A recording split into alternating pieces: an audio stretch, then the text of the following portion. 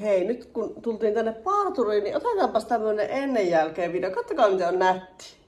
On hetku tarhapöllö. Niin katsotaan minkä näköinen tää on sitten parin tunnin päästä. Niin sitten voidaan arvioida, että onko meidän parturi osaava vai ei. Ja sit se on valmiina. Hei tämmönen. Ottakaapas kun pyytämäs parturi, että se kuvaisi sitä vähän tuota takaa. Noniin, kattokaa. Nyt se on edestä näin, on nätti. Enkö on nätti, kehukaa mua.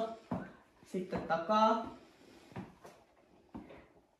Onko pyörimätahti hyvä? Parturi nyökyttää, ei pysty puhumaan. Se on niin ujo tää meidän parturi. Tuliko hyvä? Nyt voi antaa arvosteluja sekä mulle että parturille. Parturi ottaa mielellään kaiken palautteen vastaan, mutta hei, näin hienoon päähän ei saa huonoa tukkaa, vaikka olisi minkälainen parturi. Niin! Nyt on kuulkaa käyty parturissa. Kotona vähän syömässä, vähän ottamassa semmoista pientä hermojen tasaantumista. Ja nyt lähdin Saarijärvelle. Äiti meni sinne jo eiltäpäin taksilla, mummu aika kovassa yskässä ja vähän heikossa kunnossa. Ja ei sitten tahtonut niin taas mikään tänä aamulla oikein onnistua ja ne ei sitä jostain syystä sieltä lääkäriin vienyt. Ne käyttivät sitä, siis olisivat vieneet sen tänään röntgenkuviin Saarijärven sairaalaan. Mutta jos 100-vuotias, 99-vuotias mummu yskii keuhkossa pihalle ja on oikeasti sille, että hengitys vinkuu, niin silloin mun mielestä ei sanota omaisille, että tänne tulee hei toi tammikuussa seuraavan kerran lääkäri, että kotellaan sitten. Niin nykästiin mutsi taksiin ja hei se Saarijärvelle, kun itse en ollut paikan päällä ja äitillä ei ole ajokorttia, niin se ei pysty sinne ajamaan. Ja minä tunnin jonottelin tuonne terveyskeskukseen ja mä oon aina pärjännyt hyvin Saarijärven terveyskeskuksen ajanvarauksen ja kaikkien tahojen ja lääkäreiden kanssa mä en voi niitä kyllä millään lailla moittia, enkä voi moittia nytkään. Ne hoiti niin, että mummo sai lääkekuuria, keukot kuunneltiin ja lääkäri kahto. Ja mä oon menossa nyt sinne hoitolaitokseen pikkusen kyseenalaistamaan aihetta Oftaceen silmätipat.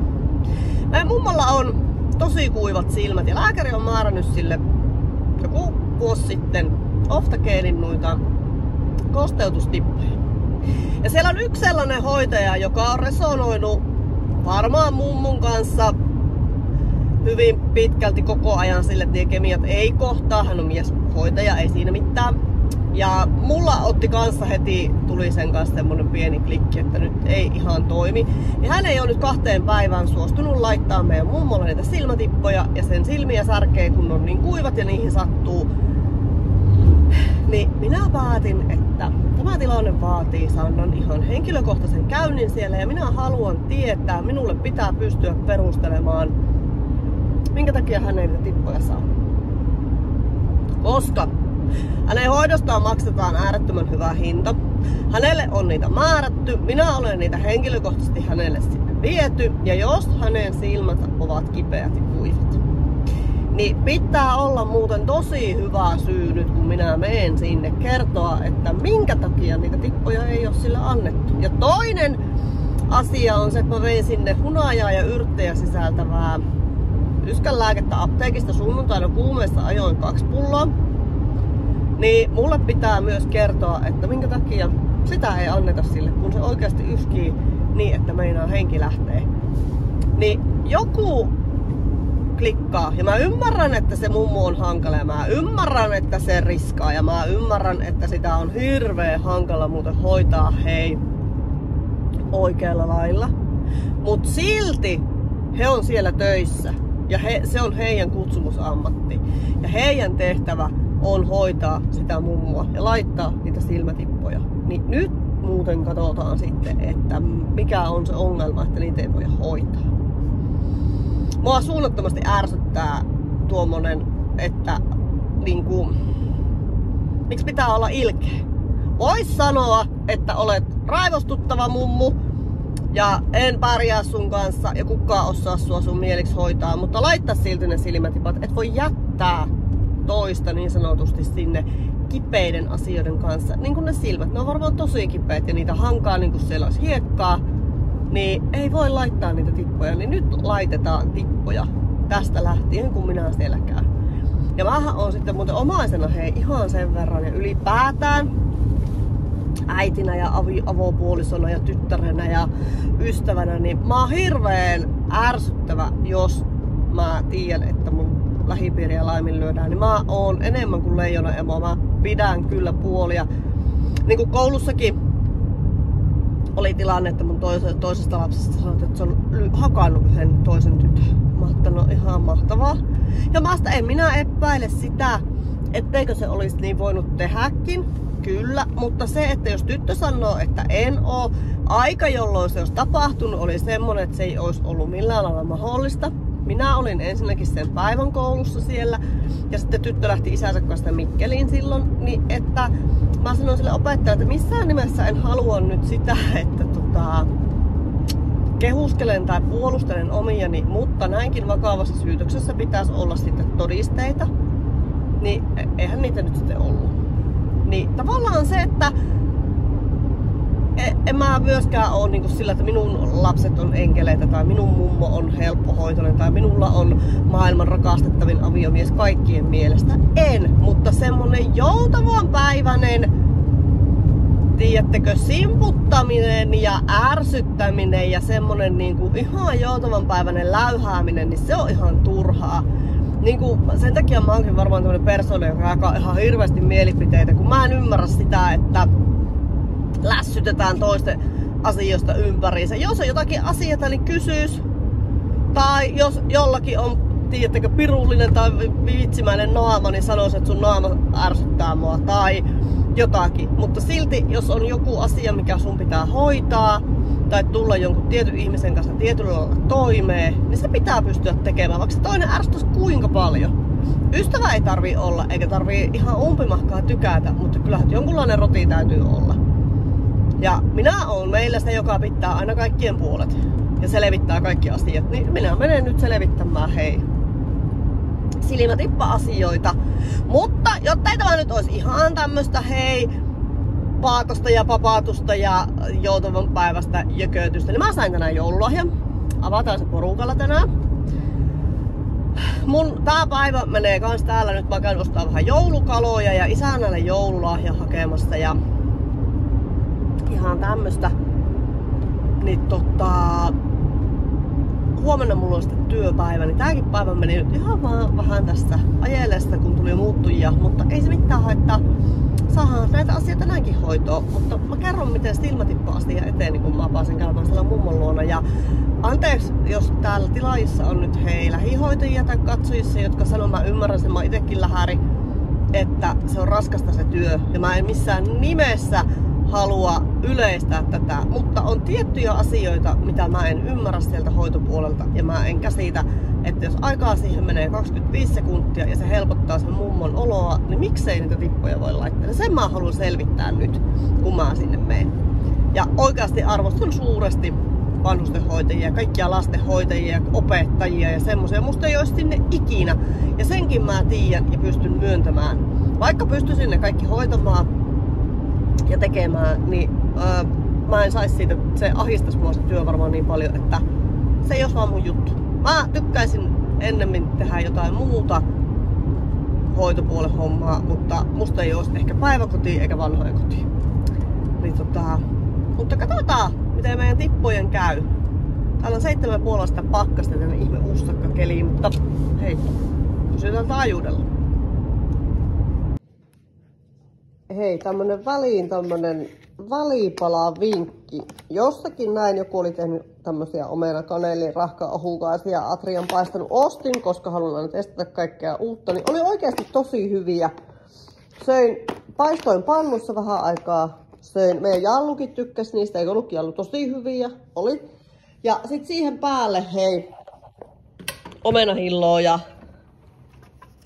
sitten tätä Profelin vaniljamarenkin rahkaa, niin oikein oli, kuulkaa, hyvä. Mut siis näitä kannattaa ehdottomasti ostaa, jos ei tiedä oikein, että mitä sitä välipalaksi olisi. Ja sit niinku kaupasta jotain nopeeta, niin nämä oli tosi hyviä.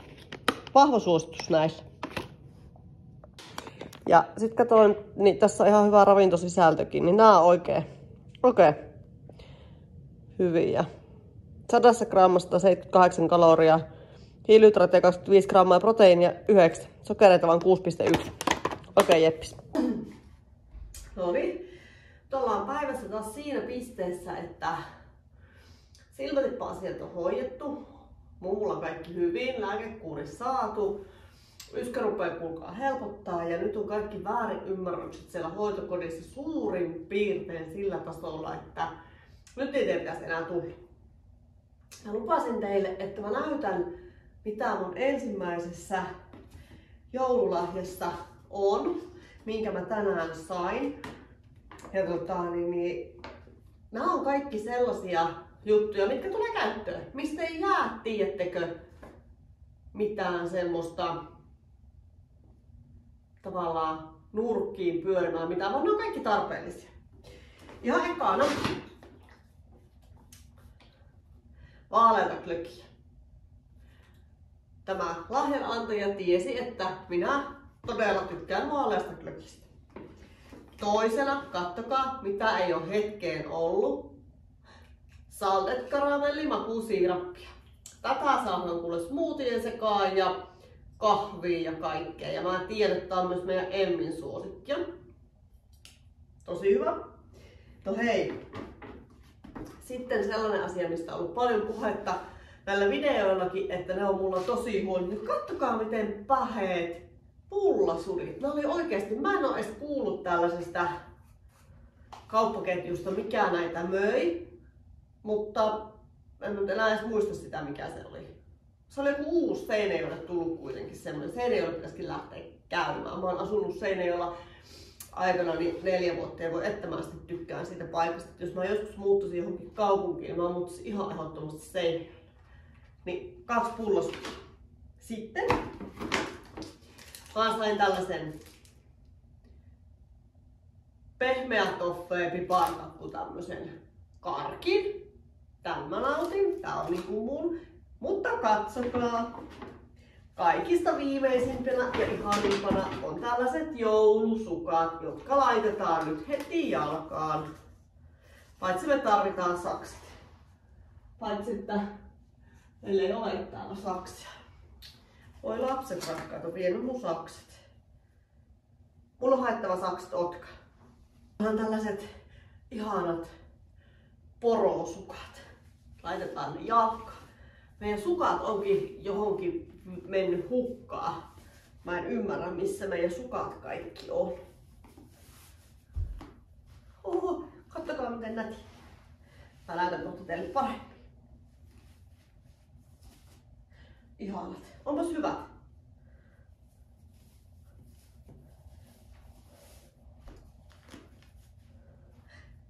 Mä näytän teille oikein kunnolla näitä. Kattokaa. Ihanat sukat. Ai että. Kiva paketti tämmönen. Tänään on ollut ihan jeppis päivä. Tää on mennyt taas ihan ajellessa. Huomenna on sitten reviteltävä viimeiset työt pakettiin tämän vuoden. Tai siis ei ne tämän vuoden viimeiset ole, mutta siis ennen joulua. Ja jos sulle on käynyt niin, että sulla ei ole mitään joululahjaa kellekään. Ja jos sä miettisit, että voisit sä ostaa jotain hyvinvointia sun läheisille tai jotain, etkä oikein tiedä, että mikä olisi hyvä ja mikä ja mistä, niin laita ihmeessä viestiä. Katsotaan, jos mä voin auttaa teitä, koska mä aina mielelläni myyn hyvinvointia. Ja niin monta kertaa olen sitä sanonut ja sanon taas, että ihmiset paras lahja, mitä te voitte itsellenne tehdä, on pitää itsestänne huolta. Koska sillä on oikeasti pitkässä juoksussa paljon merkitystä, että näkee vähän vaivaa sen oman hyvinvoinnin eteen. Ja nyt kun tammikuu alkaa ja tulee kaikki, laihtukaa näin ja paljon ja 30 päivässä tällainen muutos ja 2 kuukaudessa tollainen muutos, niin älkää antako niiden hienojen kuvien hämätä teitä, koska ani harvoin saadaan aikaan niin kovia muutoksia kuin niissä ennen jälkeen kuvissa on. Varsinkin jos ne kestää vain jonkun 30 päivää tai vaan jonkun 8 viikkoa, niin se pohjatyö on aloitettu paljon aikaisemmin. Muistakaa pitää itsestänne huolta, muistakaa pitää läheisestänne huolta, muistakaa nauttia elämästä, vaikka se välillä pikkusen vastustaakin. Niin se on kyllä sen arvosta. Mutta nyt mä toivon sulla oikein hyvää tätä iltaa. Tää meni taas vähän myöhäiseen tää video, mutta tää oli ihan jees. Tässä oli monia ajatuksia, monenlaisia tunteita tässä päivässä. Monenlaisia sellaisia, mulla oli hyviä keskusteluja.